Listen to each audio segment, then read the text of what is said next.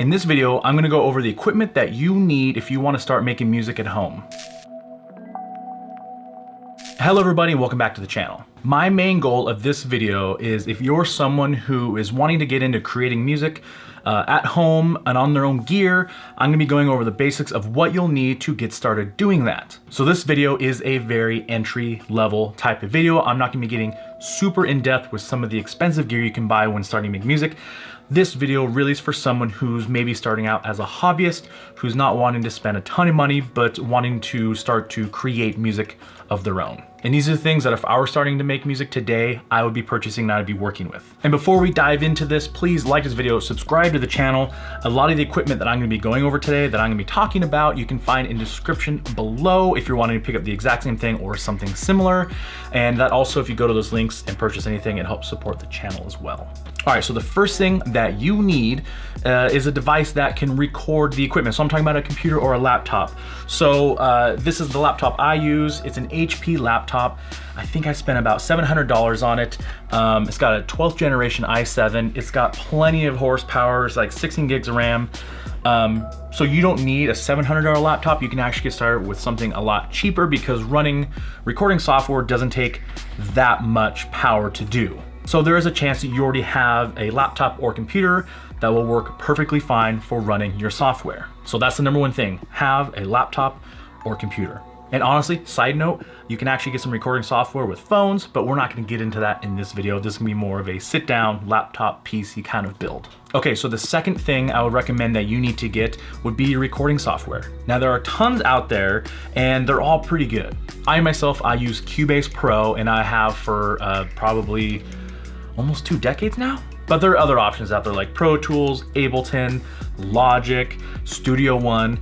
There are tons out there, and like I said, they're all pretty decent. But something to look at when I get to the next piece of gear, sometimes there's bits of software that'll come with that piece of gear, and you might be able to obtain recording software for free potentially. Okay, so number 1, laptop or computer. Number 2, your software. And so moving on to number 3, your audio interface. So this is really important if you're wanting to record guitar, vocals, bass, drums, whatever it is. If you're wanting to use a microphone, this is gonna be essential. So it is good to have an audio interface versus using your microphone in or line in on your laptop or computer. A couple reasons are latency. You'll cut down on latency more than likely. So if you're wanting to monitor what you're doing, there won't be like this echo and delay. And also just the overall sound quality will be better if you're going through any type of audio interface. So what is an audio interface? Basically, it's something that you're gonna want to plug in your instruments. It then converts that sound into a USB that goes into your computer. So I'd be plugging a microphone into this, getting the level set correctly, and then I'd be sending it out via USB to my laptop, and then the software can capture it from there. And usually the audio interface will come with the proper cabling. This, like I said, this one's just a USB, and you just plug it in and go. You have to download drivers usually. Sometimes it'll update them for you, but very basic installation, very basic setup to get rocking and rolling. All right, so number 1, laptop or computer. Number 2, your software. Number 3, audio interface. Now, what I'd probably suggest next would be a set of headphones. So I have a pair of Barrett Dynamics that I've used for a very long time. These are good headphones. These probably run about $150, but you don't need to spend that much money when it comes to headphones. When it comes to monitoring, you can spend $20, $30 and get a pair of something that works just fine. So headphones, another advantage of having audio interface is you can plug your headphones directly into the front and have your own monitor for that in case maybe you're in an apartment or you have roommates and you don't have the ability to have some studio monitors. You can just do everything with headphones, and the headphones and audio interface interact perfectly well together. And if you're playing to a click track, maybe you're playing acoustic guitar, playing into a microphone, you're going to be able to hear the click track. Headphones are very important with that so you don't get the bleed over into the microphone. And when I say bleed over, I'm talking about bleeding over from the click in your headphones to the microphone. And the last thing I say about headphones and audio interfaces is usually the adapter will be a 1/4-inch headphone adapter, so there's a chance that you might need to purchase a adapter. A lot of the time if you're buying a new set of headphones, they'll be coming with an adapter so you can plug directly into your audio interface. Okay, so recap. Number 1, laptop or PC. Number 2, your software. Number 3, your audio interface. Number 4, some sort of monitoring, but in this case, headphones. Okay, now moving on to number 5, I would say a microphone. Now you don't have to spend very much money on a microphone. You can do all of this for pretty cheap. This microphone right here is a Behringer C1. I bought this for $29. It is not the world's best microphone, but it is, if you're starting out and you're a hobbyist, this microphone, trust me, will do you just fine for $29. It's surprisingly good. So this microphone has a XLR plug. This plug will then go into the audio interface. Audio interface will then convert that into a signal that your software can read and record. Now, if you're wanting to do multi-tracking, if you have an audio interface that has more than one input, you can get multiple microphones, do stereo miking, maybe on a piano or acoustic guitar, whatever that is.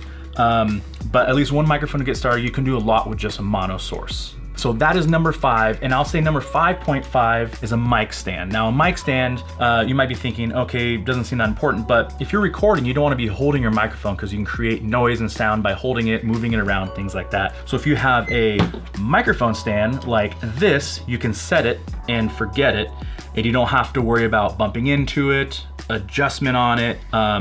It's just a really good way to go when you're wanting to record at home, especially, I mean, if you're wanting to record something like acoustic guitar or a guitar amp or something like that, you're gonna need some sort of stand to put the microphone on and point it at the speaker, at the guitar, things like that. So a microphone stand is something don't overlook, you need one for sure. Okay, so moving on from microphone, number 5/5.5 is, if you're someone who is familiar with keyboard, I would recommend getting a small MIDI keyboard.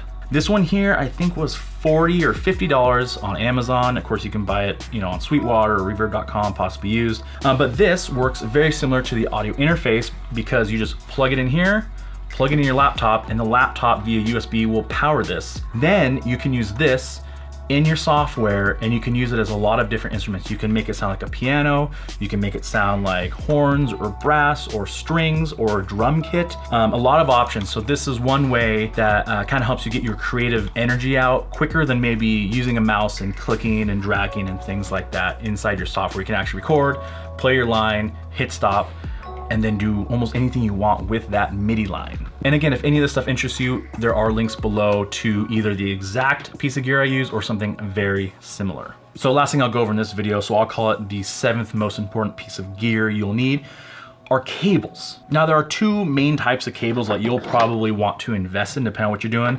Microphone cable, XLR, that's what these look like little 3-prong things in there. That'll come in handy when recording anything with a microphone. Now let's say you're a guitar player, bass player, and you're electric and you want to plug directly in, you can do that with a 1/4-inch cable. So if you play guitar or bass, you're familiar with these. But you can plug these directly into your audio interface, record into your software, and a lot of software these days have some sort of guitar amp or bass amp simulator in it. So you don't have to have a guitar amp or bass amp to record. You can actually just plug straight in, put your headphones in, pull up an amp sound, dial it in and record, and then you'll have that sound.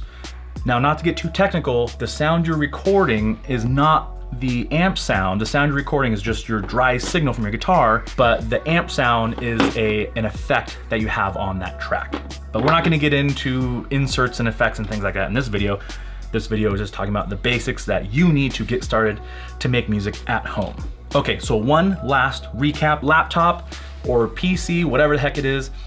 I've bought a PC and recorded music on it for $350 before, and I've spent upwards to $1,500, $1,600, $1,700. This laptop here I got for $700. It is more than I possibly need. Number 2, we're gonna go to the software. I don't physically have the software. You can spend anywhere from nothing on software on up to hundreds and hundreds and hundreds of dollars. So do a little research on that, figure out what works best for you and what's in your budget. So, like I said, you can also even get an audio interface, number 3, that comes with software to get you started. So audio interfaces come in all shapes and sizes. This one is a 2-channel. You can get them up to 18, 20, so many more, or you can get just a single input audio interface. So you'll need this, number 3. Number 4, headphones or some sort of monitoring. I recommend headphones because $150 headphones will sound a lot better and get you a lot further, in my opinion, than a $150 set of studio monitors. So that's number 4. Number 5, I don't even know anymore. Microphone. Number 5 was microphone.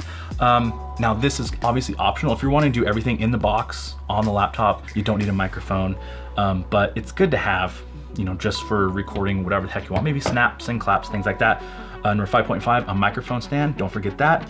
Number 6, the keyboard, if you're wanting to make sounds inside your software, aka your DAW, your DAW. This just makes it a lot easier to get the ideas out quickly. And then the last but not least, I would say cables. Have a couple of each just in case to use for whatever you need. But yeah, this is actually kind of my mobile rig, my mobile setup. If I'm ever going anywhere recording ideas, this is what I take with me. It all fits in my backpack and I hit the road and I go. The stand doesn't, but usually I don't take that with me. But anyway, I hope you found this video informative and useful. If you did, please like the video and subscribe to the channel. I have other videos like this on my channel, so go check those out as well. If you have any questions, please comment below. And if not, until next time, see you later.